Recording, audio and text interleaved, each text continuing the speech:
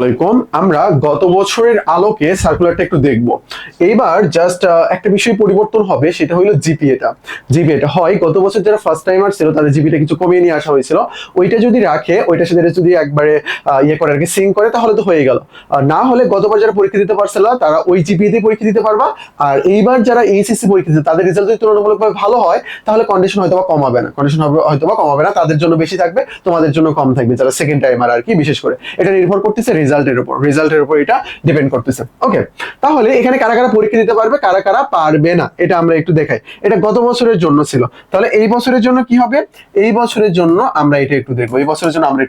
এই বছরের first timer কারা, এসএসসি 24 এবং এইচএসসি 26, এরা তো এবার জন্য ফার্স্ট টাইমার, তাই না? এবার জন্য ফার্স্ট টাইমার, অর্থাৎ 24 ও 26 ব্যতীত এখানে কারা কারা পরীক্ষা দিতে পারবে, 23 দিতে পারবে, 25 দিতে পারবে, 23, 25 এরাও দিতে পারবে। অর্থাৎ এখানে সেকেন্ড টাইম রয়েছে, অর্থাৎ এখানে কি রয়েছে, এখানে তোমার ইমপ্রুভমেন্টও রয়েছে, কোনো সমস্যা নেই। সেকেন্ড টাইম ইমপ্রুভমেন্ট, ইয়ার গ্যাপ, কোনো সমস্যা এখানে হবে না। আগে ইয়ার গ্যাপ প্রযোজ্য ছিল না, বাট এখন ইয়ার গ্যাপও প্রযোজ্য, কোনো সমস্যা হবে না। কিন্তু একটা কথা রয়েছে, এটা হলো 24-26 তুমি যদি না হও তাহলে তোমার মার্ক কেটে নেওয়া হবে। কত মার্ক? 3 মার্ক। আগে 5 মার্ক ছিল, এটা 3 মার্কে নিয়ে আসা হয়েছে আর কি। অর্থাৎ তুমি যদি 24-26 না হও, অর্থাৎ রেগুলার শিক্ষার্থী না হয়, ইররেগুলার মানে তোমার কি করা হবে, -3 তোমার এটা কেটে নেওয়া হবে, 3 মার্ক কেটে নেওয়া হবে। আশা করি বিষয়টা ক্লিয়ার। তাহলে পরীক্ষার আবেদন, এই বিষয়গুলো আমাদের লাগতেছে না। তুমি পরীক্ষাতে কিন্তু ক্যালকুলেটর ব্যবহার করতে পারবা, 100 ms এর ক্যালকুলেটর ব্যবহার করতে পারবা, কোনো সমস্যা নেই, কোনো সমস্যা নেই। 5 মার্ক হইলো 40 রিটেন নাই, কোনো সমস্যা নেই। অনিয়মিত স্টুডেন্টদের জন্য 100 মার্ক থেকে 3 মার্ক কেটে নেওয়া হবে। অনিয়মিত কারা?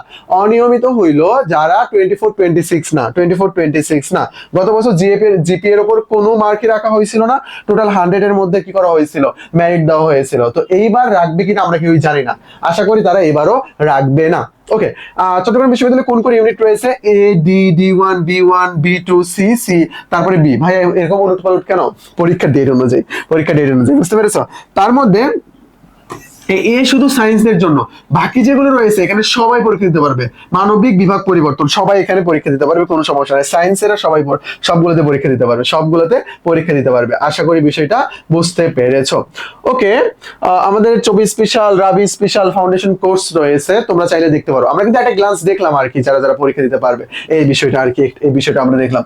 রাবি স্পেশাল কোর্স রয়েছে, এই নাম্বারে নক দিয়ে তোমরা ডিটেইলস আমাদের কাছ থেকে জেনে নিতে পারবা।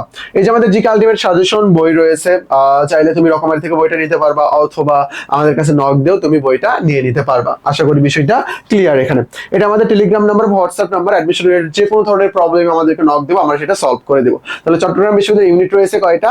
এ, বি1, বি, তারপরে হইলো যে বি2, তারপরে সি, তারপরে ডি1, এতগুলো ইউনিট রয়েছে। এতগুলো ইউনিটের মধ্যে শুধুমাত্র এ ব্যতীত সবগুলোতেই পরীক্ষা দিতে পারবে কমার্স, সায়েন্স, আর্টস, এবং সায়েন্সের জন্য আরেকটা ইউনিট রয়েছে, এটা হলো এ। অর্থাৎ সায়েন্সের শিক্ষার্থী হলে সবগুলোতে পরীক্ষা দিতে পারবা। আর এই সবগুলোর মধ্যে সবচেয়ে টপ লেভেলের সাবজেক্টগুলো রয়েছে যেটা মানবিক ও বিভাগ পরিবর্তনের জন্য, এটা হলো সি এবং ডিতে বিশেষ করে মানবিকের সাবজেক্টগুলো রয়েছে, ল, ইকোনমিক্স, আইআর, পাবলিক অ্যাড, এই সাবজেক্টগুলো রয়েছে। আর সিতে রয়েছে তোমার কমার্সের সাবজেক্টগুলো, যে আইবি বা বিবি এর যে সাবজেক্টগুলো রয়েছে, এই সাবজেক্টগুলো তুমি ওখানে পেয়ে যাবা। আশা করি বিষয়টা ক্লিয়ার।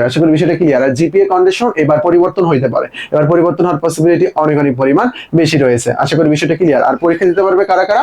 পরীক্ষা দিতে পারবে এসএসসি যারা 23-24 এবং এইচএসসি 25-26। এখানে 24-26 যারা, তারা শুধুমাত্র ফার্স্ট টাইমার, নিয়মিত এরা ব্যতীত বাকি যারা রয়েছে ইমপ্রুভমেন্ট, তারপরে হইলো ইয়ার গ্যাপ, সেকেন্ড টাইমার, সবাই অনিয়মিত, সবার জন্য কি করা হবে, 100 থেকে 3 মার্ক কেটে নেওয়া হবে। আর টোটাল পরীক্ষা হবে 100 মার্কের মধ্যে, 120 এর মধ্যে না, অর্থাৎ জিপিএ মার্ক এখানে নেই, রিটেন নেই, কোনো কিছু কিন্তু এখানে নেই। আশা করি বিষয়টা ক্লিয়ার। তো আজকে এই পর্যন্তই। আসসালামু আলাইকুম।